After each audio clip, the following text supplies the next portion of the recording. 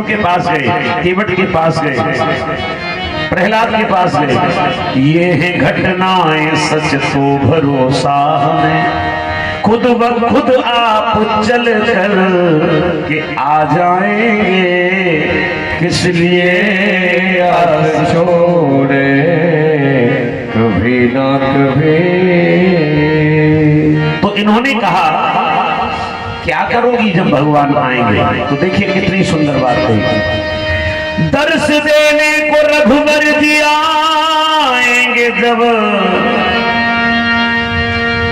दर्श देने को रघुवर जी आएंगे जब, मैं न मानूंगी अपनी चलाए बिना, मैं न मानूंगी अपनी चलाए बिना, और जाने दूंगी न वापस किसी शर्त पर, जाने नहीं दूंगी उन्हें, बस चरण पद पकड़ हम मचल जाएंगे, किस लिए आस छोड़े कभी ना कभी। अंत में सबरी मैया क्या कहती हैं, ध्यान देना। बालक ने कहा बस भगवान को यहीं रख लोगी, जाने नहीं दोगी? बोले और तो सुनो, और क्या करूंगी? बोले क्या? फिर सुनाऊंगी खोटी खरी राम को। जो बहुत प्रेम करता है ना, वो कभी कभी झगड़ना भी चाहता है। फिर सुनाऊंगी खोटी खरी राम को, और पूछूंगी देरी लगाई कहाँ, और पूछूंगी देरी लगाई कहाँ। बस इतनी देर का क्रोध रहेगा, उसके बाद क्या करना है? फिर निवेदन करूंगी न छोड़ो हमें, प्रभु की झूठी प्रसादी पा पल जाएंगे। बालक ने कहा धन्य है बहन, जीवन निकला जा रहा है, बुढ़ापा आ गया, और आप कहती हो कि भगवान आएंगे। एक बात याद रखना बंधुओं, अगर विश्वास है, देखिए विश्वासो फलदायक, विश्वास में फल की प्राप्ति है। आपने अगर अपने गुरुदेव के वचन पर विश्वास किया, सबरी जैसा विश्वास करने वाला नहीं देखा कोई, बताइए। अच्छा, विश्वास से तो दुनिया चलती है। माँ बताती है पुत्र को, बेटा ये तेरी दादी, ये तेरे दादा, ये तेरा भाई, ये तेरे पिता, और बालक को विश्वास करके पूरे जीवन का निर्वहन कर देता है। इसी को समझने वाली बात है। तो विश्वास तो हमें करना पड़ेगा। बहुत से लोग कहते हैं अरे भजन करते रहो, क्या विश्वास है भगवान आएंगे कि नहीं आएंगे? एक बार एक बालक गुरुजी के पास गया, ध्यान देना, और बालक ने गुरुजी से कहा गुरुजी हमें मंत्र दे दो, दीक्षा दे दो, हमें दीक्षा दे दो। गुरुजी ने कहा ऐसे दीक्षा कैसे दे दूं? 8-10 दिन रहे, पहले तुझे परखूंगा तू शिष्य बनाने लायक है कि नहीं, तब दूंगा दीक्षा। तो सेवा करो आश्रम की। तो आश्रम की खूब सेवा करता वो, आश्रम की सेवा करता रहा 8 दिन हुए, 10 दिन हुए, 15 दिन हुए। एक दिन गुरुजी सवेरे सवेरे जा रहे शौच क्रिया के लिए। अब शौच क्रिया के लिए जा रहे तो उसको आया क्रोध, बोले 15 दिन हो गए आज तक मंत्र ही नहीं दिया, गोबर पूरे में लगाए मुझे कि गाय का गोबर डाल दे, कि गाय को झाड़ू लगा दे, गाय के नीचे एक चारा डाल दे, कि आश्रम में झाड़ू लगा दे। वो गया, बोले गुरुजी मंत्र क्यों नहीं देते हो, दोगे कि नहीं? अब सवेरे सवेरे का टाइम, गुरुजी के हाथ में तूमा लगा था, तूमा समझते हैं ना, जल भर लेते हैं जिसमें। गुरुजी ने कहा मारूंगा तूमा, सर फूट जाएगा, कमबख्त तो समय नहीं देखता।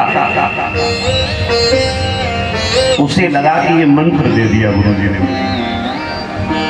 देखिए विश्वास की बात। अब तो महाराज नहा धो के बैठ गया, मारूंगा तू माँ सर फूट जाएगा, कमबख्त समय नहीं देखता, माला हाथ में, मारूंगा तू माँ सर फूट जाएगा, कमबख्त समय नहीं देखता। 4-6 महीने हो गए, उसने का मंत्र तो मिल ही गया, जब से अब बड़े विश्वास के साथ में जप रहा है। अब क्या हुआ? गुरुजी आयुर्वेदाचार्य थे, लोगों का इलाज भी करते थे।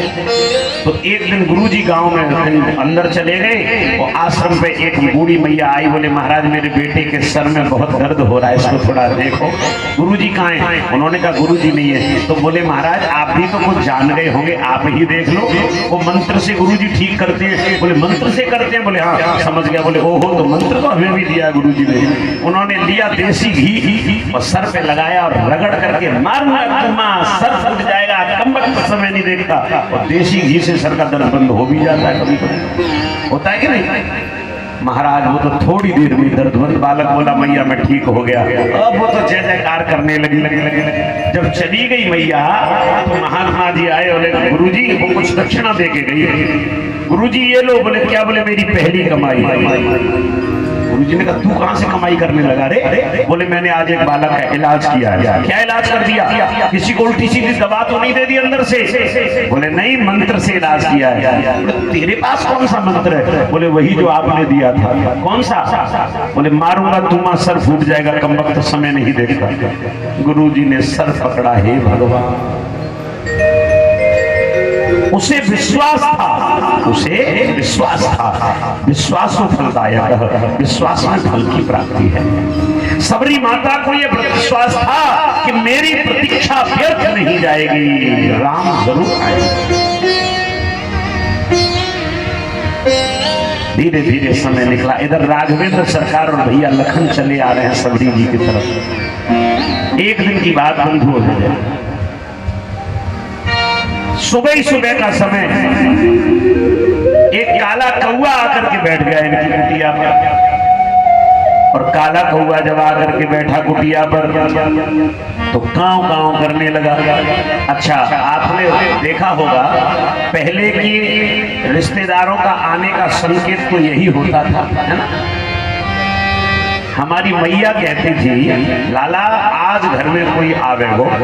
हम पूछते कैसे मालूम है आवे हो? देख देख चूल्हे पे जो पाक रखा है वो सफेद हो रहा है, नीचे से काले की जगह सफेद हो रहा है। देख कालो कौआ बोल के गए हो आज जरूर कोई आ गया। हाँ ऐसा कहती थी कभी कभी।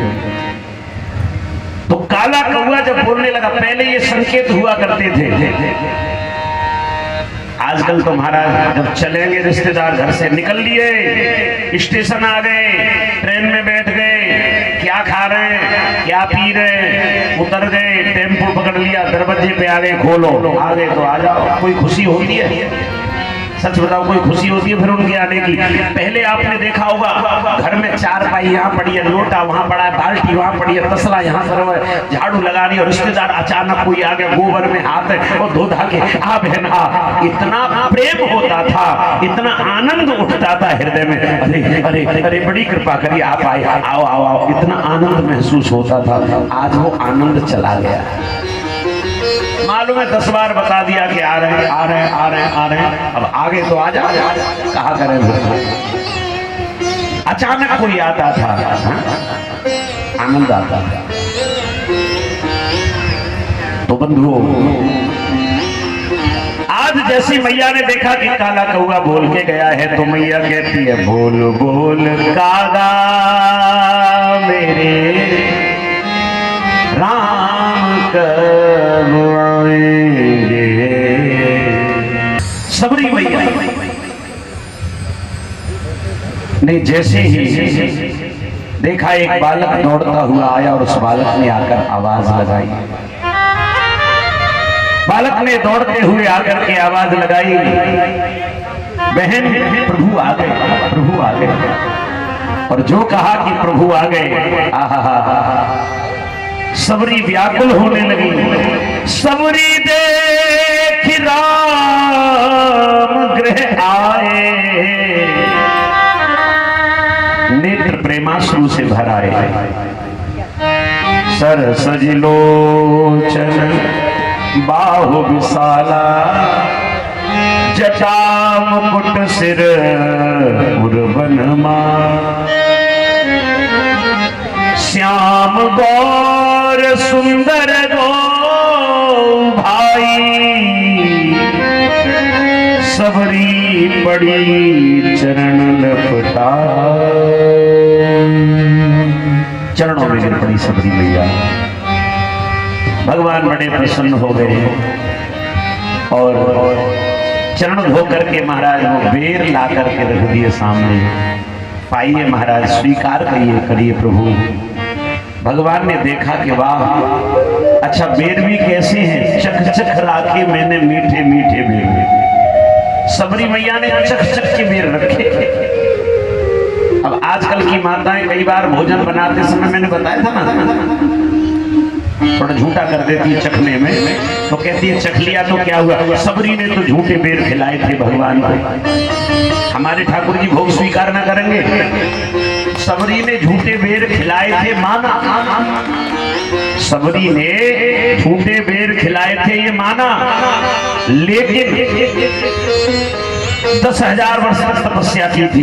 तुम 10 घंटे तपस्या कर लो, तब झूठा खिलाने की कोशिश करना। 10 घंटे भी कोई खड़ा होकर तब करता है क्या? भाई तब तो हम माने ना, कोई नहीं करता।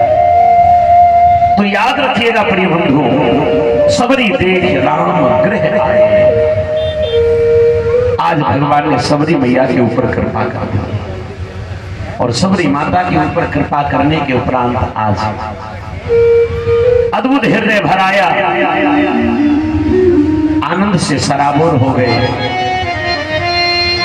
इसके उपरांत भगवान सबरी माता को आशीर्वाद देकर के आगे बढ़े। तदुपरांत देखिए, आनंद से सराबोर हुए कब हुए? जब सबरी मैया ने भक्ति हृदय से करी। भगवान माया के चक्कर में नहीं रहते, लेकिन भक्त जब जब बुलाता है तो भगवान जरूर आता है। और वैसे तो इस माया से आज तक कोई बचा नहीं है।